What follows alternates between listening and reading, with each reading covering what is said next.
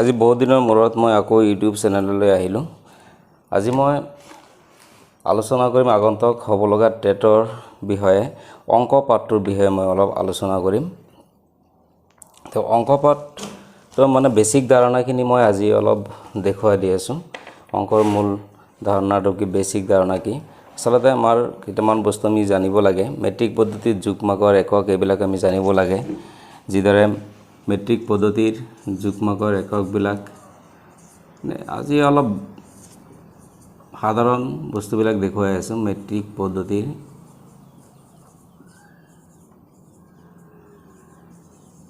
যুগ্মাক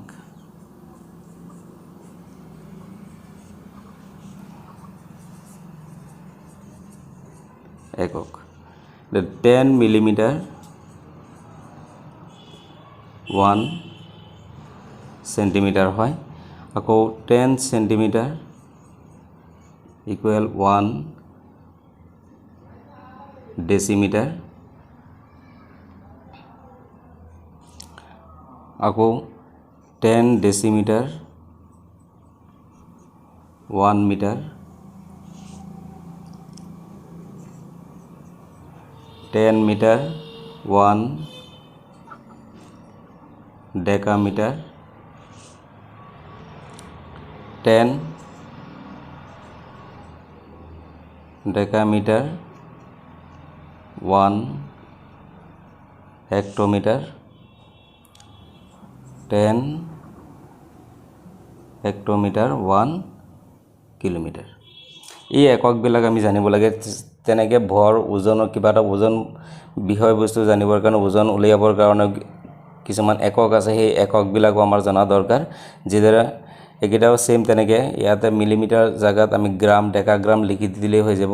1 decagram equal to 10 gram, 1 hectogram equal to 100 gram, 1 kilogram equal to 1000 gram, 1 gram equal to 10 decigram, 1 gram equal to 100 centigram, 10 gram equal to 1000 milligram. এইবিলাক আমি জানিব লাগিব। সাধাৰণ বস্তুবিলাক আমাৰ জনা দৰকাৰ হয়। এতিয়া আহোঁ সংখ্যা প্ৰণালী। সংখ্যা প্ৰণালী ক্ষেত্ৰত আমি কিছুমান সংজ্ঞা আমি জনাটো অত্যন্ত জৰুৰী। যিদৰে স্বাভাৱিক সংখ্যা। স্বাভাৱিক সংখ্যা হৈছে, মই মুখেৰে কৈ দি আছোঁ, 1ৰ পৰা আৰম্ভ কৰি অসীমলৈকে থকা সংখ্যাবোৰকে স্বাভাৱিক সংখ্যা বুলি কোৱা হয়। ধনাত্মক সংখ্যাবোৰকে স্বাভাৱিক সংখ্যা বোলে। তাৰমানে 1ৰ পৰা আৰম্ভ কৰি অসীমলৈকে, একেবাৰে অসীম, ইনফিনিট যিবিলাক সংখ্যা আছে, ধনাত্মক সংখ্যা আছে, গোটেইখিনি হৈছে স্বাভাৱিক সংখ্যা। তাৰপৰা পূৰ্ণ সংখ্যা হৈছে 0ৰ পৰা আৰম্ভ কৰি, এইটো হোল নম্বৰ বুলি কয় ইংলিছত, হোল নম্বৰ। ধনাত্মক সংখ্যাবোৰকে পূৰ্ণ সংখ্যা বুলি কোৱা হয়। তাৰপিছত অখণ্ড সংখ্যা, স্বাভাৱিক আৰু পূৰ্ণ সংখ্যাকে ধৰি বাকী আটাইবোৰ ঋণাত্মক সংখ্যাবোৰক একেলগে অখণ্ড সংখ্যা বুলি কোৱা হয়। অখণ্ড সংখ্যা মানে প্লাছ মাইনাছ 0ৰ পৰা আৰম্ভ কৰি +-1, +-2, +-3 এই সংখ্যাবিলাকক কোৱা হয় অখণ্ড সংখ্যা। ইয়াতে প্লাছৰ এটা ধনাত্মক মান আছে আৰু এটা ঋণাত্মক মান আছে, অৰ্থাৎ +1 আৰু -1। তাৰপিছত মৌলিক সংখ্যা। মৌলিক সংখ্যা হৈছে এনে এবিধ সংখ্যা যিবোৰ সংখ্যাৰ মাত্ৰ দুটা উৎপাদক থাকিব, 1 আৰু সংখ্যাটো নিজে। যিদৰে 2 সংখ্যাটো আমি উৎপাদক উলিয়াই চালে 1 2 গুণ কিমান হ'ব? 2 হ'ব। গতিকে ইয়াত উল্টাকৈ লিখিলেও 2 1 গুণ কি হ'ব? 2 হ'ব। অৰ্থাৎ উৎপাদক কেইটা আমি পাম? ইয়াতে 2টা পাম। অৰ্থাৎ যিবোৰ সংখ্যাৰ উৎপাদক মাত্ৰ 2টা, 1 আৰু সংখ্যাটো নিজে, তাকে কি বুলি কোৱা হয়? মৌলিক সংখ্যা বুলি কোৱা হয়। এনেধৰণৰ আৰু বহুত সংখ্যা আছে। 3 আছে, 5 আছে, 7 আছে, 11 আছে, এনেধৰণৰ বহুত সংখ্যা আছে মৌলিক সংখ্যাবিলাক। তো যৌগিক সংখ্যা হৈছে, ইয়াৰ পিছলৈ আহিছোঁ যৌগিক সংখ্যা। তো যৌগিক সংখ্যা হৈছে যিবোৰ সংখ্যা একতকৈ ডাঙৰ কিন্তু মৌলিক নহয়, তেনে সংখ্যাবোৰকে যৌগিক সংখ্যা বোলে।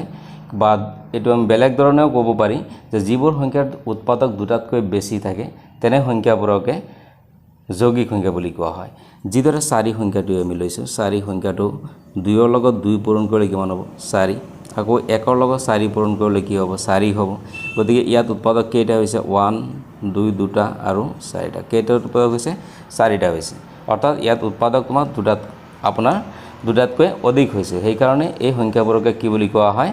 যৌগিক সংখ্যা বুলি কোৱা হয়। ইয়াৰ বাহিৰেও আৰু কিছুমান সংখ্যা আমাৰ জনা দৰকাৰ আছে। যুগ্ম সংখ্যা। যুগ্ম সংখ্যা এইবিলাকতো জানে যিবিলাক সংখ্যা মানে 2ৰে বিভাজ্য হয় তেনে সংখ্যাবোৰক কি বুলি কোৱা হয় যুগ্ম সংখ্যা বুলি কোৱা হয় অযুগ্ম সংখ্যা হৈছে যিবিলাক নেকি 2ৰে বিভাজ্য হয় 1 বাকি থাকি যায় তেনে সংখ্যাবোৰক কি বুলি কোৱা হয় অযুগ্ম সংখ্যা বুলি কোৱা হয় কেইটামান কথা আমি জানি ৰাখিব লাগে এক সংখ্যাটো কেতিয়াও মৌলিক বা যৌগিক এই দুটাৰ ভিতৰত এটাও হ'ব নোৱাৰে এই কথাটো আমি ভালদৰে জানি ৰাখিব লাগে তাৰ পিছত উৎপাদক আমি উৎপাদক কেনেকৈ উলিয়াব লাগে এটা উৎপাদক মই দেখুৱাই দি আছো উৎপাদক আসলতে কাক কয় হেতু মই কৈ আছো যিবোৰ সংখ্যাক বা কিবা এটা সংখ্যাক যদি কিবা বাকি নৰৱাকে অন্য সংখ্যাৰে আমি হৰণ কৰি পেলাই কিবা এটা মান উলিয়াব পাৰি তেনে সংখ্যা যি মান পোৱা যায় সেই মানটোকে বা সংখ্যাটোৰ উৎপাদক বুলি কোৱা হয় এটো সাধাৰণ ভাষাত ক'ব হলে এটা সংখ্যাক যিবোৰ সংখ্যাৰে বাকি নৰৱাকৈ হৰণ কৰিব পাৰি তেনেবোৰ সংখ্যাক উৎপাদক বুলি কোৱা হয় যিদৰে মই এটা সংখ্যা লিখিছো 12 সংখ্যাটোৰ উৎপাদক উলিয়াব লাগে তে 12 সংখ্যাটো আমি উৎপাদক আমি কেনেকৈ উলিয়াম 12ৰ লগত আমি বিভিন্ন ধৰণে উলিয়াব পূৰণ কৰি উলিয়াব পাৰি যে 1 12 গুণ কিমান হ'ব 12 হ'ব 2 6 গুণ কিমান হ'ব 12 হ'ব আকৌ 3 4 গুণ কিমান হ'ব 12 হ'ব গতিকে এনেকৈ উৎপাদক বিলাক আমি উলিয়াব পাৰি 1 2 3 4 6 12 এই ছটা হৈছে ইয়াৰ উৎপাদক বা অন্য আৰু এটা মেথড আছে হেতু মই দেখুৱাই আছো অৰ উৎপাদক আমি কেনেকৈ উলিয়াব পাৰি 12 সংখ্যাটো আমি 12ক যদি 1ৰে হৰণ কৰো কিমান হ'ব 12 হ'ব আকৌ 12ক যদি আমি 2ৰে হৰণ কৰো তেতিয়া আমি কিমান পাই আছো 6 পাই আছো এটো 12 পাম আকৌ 12ক যদি আমি 3ৰে হৰণ কৰি কিমান পাই আছো 4 পাই আছো গতিকে ইয়াত আমি হৰণ যেটো সংখ্যা দি হৰণ কৰিছো এই সংখ্যা কেইটা আৰু যেটো আমি ফল যেটো ভাগফল যেটো পাইছো এই ভাগফল কিনি গটেইখিনি এটো এটা উৎপাদক হ'ব অৰ্থাৎ 1 2 3 4 6 12 আমি তেনেকেও উৎপাদক বিলাক আমি নিৰ্ণয় কৰিব পাৰি আজি মই সাধাৰণ কেইটামান বস্তু মই দেখুৱাই আছো তাৰ পিছত উৎপাদকৰ কিছুমান ধৰ্ম আছে এই ধৰ্মবিলাক হৈছে এক যেটো সংখ্যা আমি পাওঁ আটাইতকৈ সৰু স্বাভাৱিক সংখ্যা এই সংখ্যাটো যিকোনো সংখ্যাৰ উৎপাদক হয় যিকোনো সংখ্যাৰ লগত এক আমি কি কৰিব পাৰি হৰণো কৰিব পাৰি পূৰণো কৰিব পাৰি একৰ দ্বাৰা কোনো বাকি নৰৱাকৈ হিচাপে আমি কি কৰিব পাৰি হৰণ কৰিব পাৰি আৰু প্ৰতিটো সংখ্যা নিজৰ এটা উৎপাদক হ'ব লাগিব যিদৰে যিকোনো এটা সংখ্যা সদায় নিজৰ দ্বাৰা বাকি নৰৱাকৈ হৰণ যায় তেনে ধৰণৰ সংখ্যাৰে হৰণ কৰিব লাগিব যাতে যেটো সংখ্যাৰে আমি হৰণ কৰো সেই সংখ্যাটোৰ ফলাফল ডাইৰেক্ট হৰণ গুচি যায় কিন্তু তাত কোনো বাকি সংখ্যা নাথাকে তেনে ধৰণৰ সংখ্যাবোৰ হৈছে উৎপাদকৰ একোটা ধৰ্ম আৰু সদায় আমি কি কৰিব লাগে আটাইতকৈ সৰু সংখ্যা যেটো আছে হেতু দি পেলাই কি কৰিব লাগে হৰণ কৰিব লাগে তাৰ পিছত গুণিতক গুণিতক হৈছে গুণিতক হল যিবোৰ সংখ্যাক উৎপাদকৰ নিচিনাই যিবোৰ সংখ্যাক নেকি কোনো বাকি নৰৱাকৈ হৰণ কৰিব পাৰি তেনে সংখ্যাবোৰক কি বুলি কোৱা হয় গুণিতক বুলি কোৱা হয় এতিয়া 5ৰ গুণিতক বিলাক যদি আমি লিখিব বিচাৰো 5 1 গুণ কিমান হ'ব 5 হ'ব আকৌ 5ৰ লগত এইকেইটা হৈছে 5ৰ গুণিতক 5 2 গুণ কিমান হ'ব 10 5ৰ 3 গুণ কিমান হ'ব 15 এইকেইটা হৈছে 5ৰ গুণিতক আৰু যদি 4 লওঁ তেতিয়া 4 1 গুণ কিমান হ'ব 4 হ'ব এটো এটা উৎপাদক 4 উৎপাদক 4 লগত 2 পূৰণ কৰিলে 8 হ'ব 4 লগত 3 পূৰণ কৰিলে 12 এনেকৈ আমি বাকি সংখ্যাবিলাকো আমি যিমান কিটা উলিয়াব দিয়ে হিমান কিটা আমি নিৰ্ণয় কৰিব পাৰি তা গুণিতক বিলাকৰ মাজৰো কিছুমান কি আছে উৎপাদক আছে এই উৎপাদক মই পিছতে দেখুৱাই দি আছো যে মৌলিক উৎপাদক তো মৌলিক উৎপাদক হৈছে এটা সংখ্যাৰ উৎপাদকবোৰৰ ভিতৰত যিবোৰ মৌলিক সংখ্যা সেইবোৰক সংখ্যাটোৰ মৌলিক উৎপাদক বুলি কোৱা হয় অৰ্থাৎ মই এটা এক্সাম্পল হিচাপত দেখুৱাই আছো মই সংখ্যাবিলাক লিখি দিয়া নাই মই মৌখিক হিচাপে কৈ আছো অকল এক্সাম্পল যিবিলাক আছে এইবিলাকৰ মৌলিক সংখ্যাৰ সেইবিলাকহে মই দেখুৱাই আছো তে 18 এটা সংখ্যা আমি লৈছো 18 টোক আমি ভাঙিব পাৰি 1ৰ লগত 18 পূৰণ কৰিলে কিমান হ'ব 18 হ'ব তাৰ পিছত 2ৰ লগত 9 পূৰণ কৰিলে 18 হ'ব 3ৰ লগত 6 পূৰণ কৰিলে কিমান হ'ব 18 হ'ব ত তাৰপিছত 24 এটা লৈছে 24 আমি 1 লগত 24 পূৰণ কৰোঁ 24 2 লগত 12 পূৰণ কৰিলেও 24 3 লগত 8 পূৰণ কৰিলেও 24 আকৌ 4 লগত 6 পূৰণ কৰিলেও কিমান হ'ব 24 হ'ব তেকে 18ত আমি কি পাইছোঁ 1 পাইছোঁ 2 পাইছোঁ 3 পাইছোঁ 6 পাইছোঁ 9 পাইছোঁ আৰু 18 মূল সংখ্যাটো তাৰপিছত মূল সংখ্যাটো আমি ল'ব লাগিব 1 2 3 4 6 8 12 আৰু 24 গতিকে ইয়াৰ উৎপাদক সাধাৰণ উৎপাদক আমি কি বুলি লিখিব পাৰিম তো 18 মৌলিক উৎপাদক আমাক কৈছে যে মৌলিক উৎপাদক কোনকেইটা কোৱা হয় তো মৌলিক উৎপাদক হৈছে ইয়াত তোমাৰ 2 আৰু 3 সংখ্যাটো তাৰপিছত 24 ৰ মৌলিক উৎপাদক হ'ব 2 3 আৰু কি হ'ব 2 আৰু 3 হ'ব এইকেইটা হৈছে মৌলিক উৎপাদক 24 ৰ মৌলিক উৎপাদক 2 3 আৰু 18 ৰ মৌলিক উৎপাদক হ'ব কিমান 2 আৰু 3 হ'ব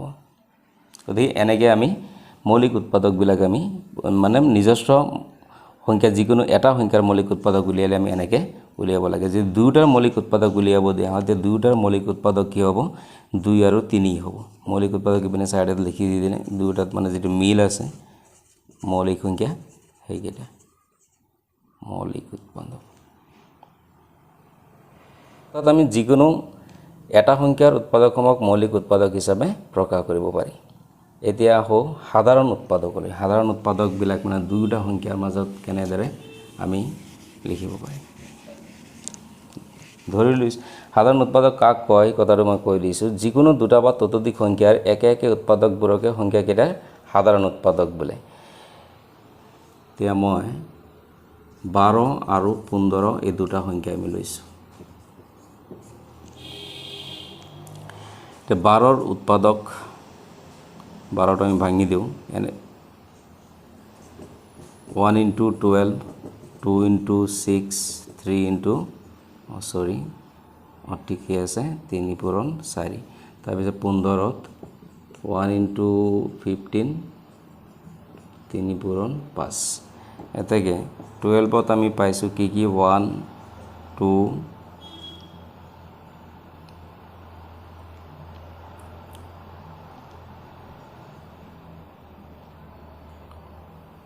3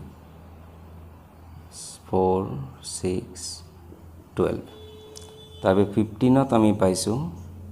1 3 5 আৰু কিমান 15 তেকে সাধাৰণ উৎপাদক ইয়াৰ কি হ'ব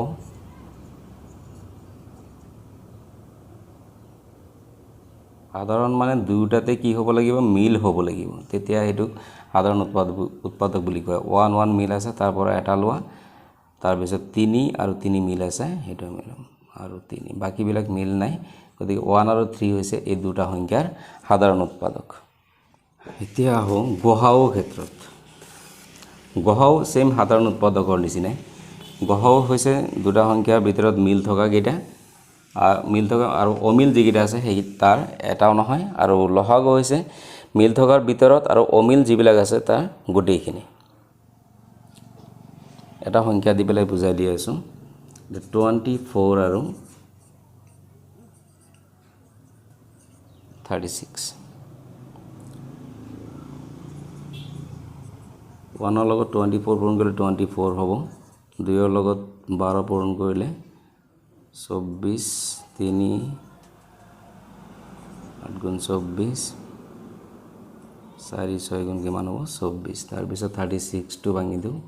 1 ৰ লগত 36 পূৰণ কৰিলে 36 এ হ'ব 2 ৰ লগত 18 পূৰণ কৰিলে 36 3 ৰ লগত 12 পূৰণ কৰিলে 36 4 ৰ লগত 9 পূৰণ কৰিলে 36 5 6 ৰ লগত 6 পূৰণ কৰিলে 36 এতেকে 24 ৰ সংখ্যা যিবিলাক আছে ইয়াত উৎপাদক বুলি লিখি ল'ব লাগে মই শৰ্টত তেনেকে কৰি দি আছো 24 তাৰ পিছত 36 1 2 3 4 6 দুবাৰ আছে এবাৰ লিখিলে হ'ল 9 12 18 আৰু 36 এতেকে গহাও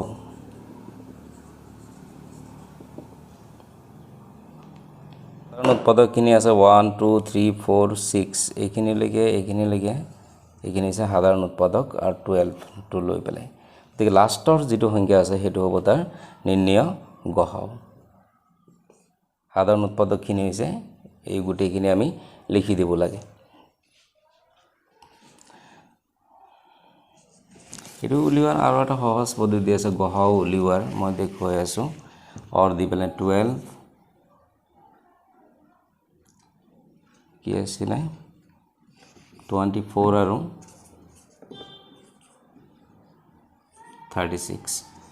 তো 2 দি হৰণ কৰিলে 12 বাৰ যাব 2 ইয়াত 6 বাৰ যাব 2 ইয়াত কিমান বাৰ যাব তাৰ পিছত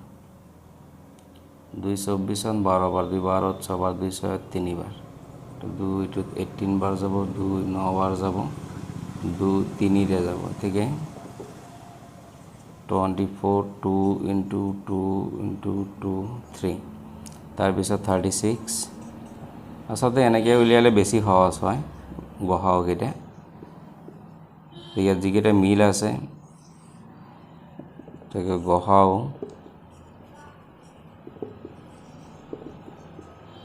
দুটাৰ ভিতৰত মিল থকাৰ ভিতৰত এটা 3 3 মিল আছে তাৰ পৰা এটা হ'ব কিমান হ'ব 12 হ'ব এইটো গহাও তাৰ পিছত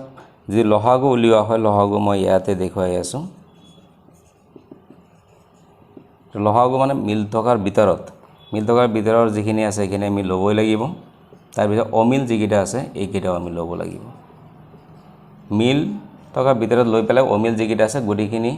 লৈ পেলাই পূৰণ কৰি দিলে হৈ যাব 12 2 গুণ 24 24 3 গুণ হ'ব 72 এইটো হৈছে লহাগু গতিকে লহাগু বিলাক আমি বুজিলো এনেকৈ আমি লহাগু বিলাক উলিয়াব লাগে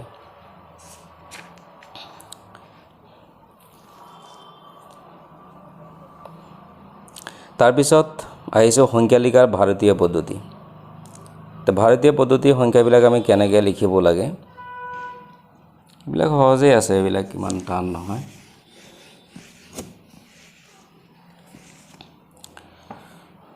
মই এটা সংখ্যা লিখি আছো 63257 এটো ভাৰতীয় পদ্ধতিতে আমি লিখিব লাগে আমি এক স্থানমান কিছুমান আমি জানি ৰাখিব লাগিব এটো একক দশক শতক হাজাৰ অযুত লাখ গতিকে আমি একক দশক শতক হাজাৰৰ আগত কমা এটা চিন দিম আৰু ইয়াৰ আগত আমি এটা কমা চিন দিব আসলে তিনটা স্থানত আমি কি কৰিব লাগে কমা চিন দি পেলাই পিছতে লিখিব লাগে কোটি লাখ আৰু হাজাৰৰ আগত কি কৰিব লাগে কমা চিন দিব লাগে যদি এটো আমি লিখিব পাৰি 6,32,000 যদি আমি আখৰত লিখিব বিচাৰো 574 তেনেকৈ আমি লিখিব পাৰি কেতিয়াবা এটা সংখ্যা দি দিয়া হয় যে ইয়াৰ স্থানীয় মান কিমান হ'ব ধৰি লৈছো মই 4578 ইয়াত 7 ৰ স্থানীয় মান কি হ'ব তেকে 7 ৰ স্থানীয় মান এটো স্থান মান দুফালৰ পৰা কাউন্টিং কৰি আহিব লাগিব এটো একক দশক শতক হাজাৰ গতিকে এক এটো দশকৰ গৰত আছে গতিকে 7 10 বা 70 বুলি আমি লিখিব পাৰি 10 এটা পূৰণ কৰিলে 70 হৈ যাব এনেদৰে আমি যিমান ডাঙৰ সংখ্যা নহওক কিয় আমি প্ৰত্যেকৰে কি কৰিব পাৰি স্থানীয় মান উলিয়াব পাৰি তে সংখ্যাবিলাক কেতিয়াবা বিস্তাৰিত ৰূপত লিখিব লাগে এটা সংখ্যা ওপৰৰ সংখ্যাটো আমি লৈছো এই ওপৰত যেটো দিছিলো বিস্তাৰিত ৰূপত আমি কেনেকৈ লিখিব পাৰি বিস্তাৰিত ৰূপত মই লিখি আছো 6 সংখ্যাটো লাখৰ গৰত আছে 6 পূৰণ 6 লাখ প্লাস তাৰ পিছত 3 সংখ্যাটো ক'ত আছে চাব লাগিব একক দশক শতক হাজাৰ অযুত 3 অযুত প্লাস 2 সংখ্যাটো আছে হাজাৰৰ গৰত 2000 প্লাস 5 সংখ্যাটো আছে শতকৰ গৰত 500 তাৰ পিছত 7 সংখ্যাটো আছে দশকৰ গৰত 710 আৰু 4 সংখ্যাটো আছে এককৰ গৰত এয়া বুলি লিখিছো একক তাৰ মানে তে 6 লাখত শূন্য কেইটা থাকে তাৰমানে এই সংখ্যাটো বাদ দি পেলাই বাকি যিখিনি সংখ্যা আছে এই সংখ্যা 5টা সংখ্যা আছে গতিকে কেইটা থাকিব 5টা শূন্য থাকিব তবে 3 সংখ্যা বাদ দি পেলাই যিমানটা ঘৰ আছে সিমানটা শূন্য বহাই দিলেই হৈ যায় 4টা শূন্য তাৰপিছত 2 সংখ্যাটো বাদ দি পেলাই হাজাৰৰ ঘৰত 3টা সংখ্যা বাকি থাকিব এটো বহাই দিলে হৈ যাব তাৰপিছত 5 সংখ্যাটো বাদ দি পেলাই দুটা ঘৰ আছে গতিকে 5ৰ লগত দুটা শূন্য বহাই দিলে হৈ যাব 7 আছে 7 সংখ্যাটো বাদ দি এটা ঘৰ বাকি আছে তাৰ লগত এটা শূন্য বহাই দিলে হ'ল আৰু 4 পূৰণ 1 যদি তেনেকৈ আমি বিস্তাৰিত ৰূপত আমি লিখিব পাৰি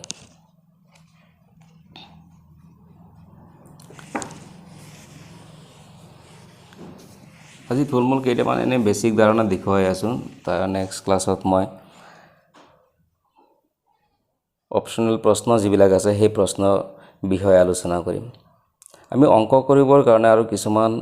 প্ৰক্ৰিয়াও জানিব লাগে প্ৰাথমিক প্ৰক্ৰিয়া কিছুমান আছে প্ৰাথমিক প্ৰক্ৰিয়া আছে 4টা যোগ বিয়োগ পূৰণ হৰণ এই 4টা গণিতৰ প্ৰাথমিক প্ৰক্ৰিয়া বুলি কোৱা হয় অৰ্থাৎ কেতিয়াবা একেটা অংকতে এটাতকৈ বেছি প্ৰক্ৰিয়া জড়িত হৈ থাকে তেনে অংকবোৰকে সৰল অংক বুলি কোৱা হয় মানে কেতিয়াবা প্লাস মাইনাস তেনে ধৰণে থাকে কিন্তু এইকেইটা আমি কেনেদৰে ব্যৱহাৰ কৰিব লাগে সেইকেইটা ব্যৱহাৰৰ বিষয়ে আমি জানা দৰকাৰ হয় যে প্ৰথমে পূৰণ হৰণৰ কাম কৰা হয় পূৰণ আৰু হৰণৰ ভিতৰত যিটো আগত থাকে তাৰ কাম আগতে কৰা হয় গতিকে পূৰণ হৰণ পূৰণ প্লাস মাইনাস মই হৰণটো আগত লিখিছো গতিকে হৰণৰ কামটো আগতে কৰিম যদি হৰণ পূৰণ গুটেইকেইটা থাকে তেতিয়া হৰণৰ কামটো আগত কৰিম তাৰ পিছত পূৰণৰ কাম কৰিম তাৰ পিছত প্লাসৰ কাম তাৰ পিছতে মাইনাসৰ কাম কৰিব লাগে এই নিয়মটো আমি ভালদৰে মনত ৰাখিব লাগে পূৰণ হৰণৰ কাম শেষ হোৱাৰ পিছতে প্লাস মাইনাসৰ কাম আমি কৰিব লাগে যে প্লাস মাইনাসৰ কথা আছে যদি প্লাস মাইনাস দুইটাই থাকে তেতিয়া প্ৰথমে প্লাসৰটো কৰিম তাৰ পিছত মাইনাসৰটো কৰি পেলাই অংকটো আমি সমাপ্ত কৰিম এটা অংক মই দেখুৱাই আছো 18 minus 7 plus 4 minus 15 plus 10 minus 9 এটো ইয়াতে মই পূৰণ হৰণ পূৰণ দিয়া নাই অকল প্লাস মই দিছো গতিকে এটোত এটা যিকেইটা প্লাসৰ আছে প্লাসৰ কেইটা আমি একেলগ কৰিব পাৰি আগতে একেলগ এটো 4 2 প্লাসৰ আছে 10 প্লাসৰ আছে আৰু মাইনাসৰ কেইটা আমি একেলগ কৰি দিও 7 minus 15 minus কি 9 গতিকে প্লাসৰ কাম কেইটা আমি আগতে কৰিলো 18 আৰু 4 কিমান হ'ব 22 22ৰ লগত 10 যোগ কৰিলে কিমান হ'ব 32 এইকেইটা মাইনাস হিচাপে আমি মাইনাস প্লাস কৰিম যে 7 আৰু 15 কিমান হ'ব 22 22ৰ লগত 9 যদি যোগ কৰোম কিমান হ'ব 31 হ'ব এতিয়া প্লাসৰ 32 পৰা 31 গুছি গলে কিমান থাকিব 1 থাকিব এটো আনসাৰ আৰু এটা হৰণ থকা হৰণ পূৰণ থকা এটা মই দেখুৱাই আছো হেতু আমি কেনেকৈ কৰিব লাগে 4 plus 3 into 9 5 into 12 হৰণ 15 minus 3 হৰণ into 6 পূৰণ হৰণৰ কামটো যদি লগত হৰণ নাথাকে তেতিয়া পূৰণ হৰণৰ কামটো আমি লগলগে কৰিব পাৰি তে 3 9 গুণ কিমান হ'ব 27 এটা আমি 27 ইয়াত বহাই দিলো প্লাস 5 12 গুণ কিমান হ'ব 60 হৰণ কিমান 15 3 4 গুণ কিমান হ'ব 12 হৰণ 6 এটো লগত এটা আমি যোগ কৰি দি দিও 31 হ'ব তে 15 দি পেলাই 60 আমি হৰণ কৰিব লাগিব তে 15 60 কেবাৰ যাব 4 বাৰ যাব 6 12 কেবাৰ যাব 2 বাৰ যাব 31 4 মাইনাসৰ আছে এটো মাইনাসৰ আছে মাইনাসৰ 8 হ'ব 23 মাইনাস কৰিলে আমি পাম ঠিক এনেকৈ আমি অংককেইটা কৰিব পাৰি তাৰ পিছত এবিলাকৰ ভিতৰত কিছুমান বন্ধনী থাকে বন্ধনীৰ কামটো কেনেকৈ কৰিব লাগে তিনিটা বন্ধনী থাকে তিনিটা বন্ধনীৰ নামও আমি জানিব লাগে এনেকৈ যেটো বন্ধনী থাকে এটো থাৰ্ড ব্ৰেকেট বুলি কোৱা হয় তৃতীয় বন্ধনী বুলি কোৱা হয় এনেকৈ ব্ৰেকেট থাকিলে এটো সেকেন্ড ব্ৰেকেট বুলি কোৱা হয় আৰু এনেকৈ যেটো ব্ৰেকেট থাকে এটো হৈছে প্ৰথম ব্ৰেকেট গতিকে এই তিনিটা ব্ৰেকেটৰ এটা অংকত যদি তিনিটা ব্ৰেকেট থাকে তেতিয়া আমি প্ৰথমে থাৰ্ড ব্ৰেকেটৰ প্ৰথমে আমি কি কৰিব লাগে থাৰ্ড ব্ৰেকেট নহয় ফাৰ্ষ্ট ব্ৰেকেটৰ কাম কৰিব লাগে পিছত সেকেন্ড ব্ৰেকেট তাৰ পিছত আমি থাৰ্ড ব্ৰেকেটৰ কাম কৰিব লাগে কেতিয়া পনপনিক চিনৰ নিচিনা এটা চিন থাকে বাৰ চিন বুলি কোৱা হয় এটুক মই এটা অংক দেখুৱাই আছো এনে ধৰণৰ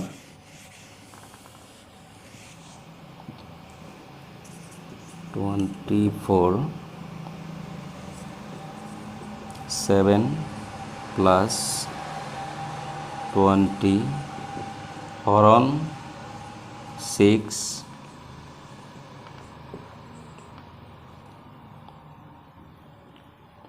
2 3 দিছো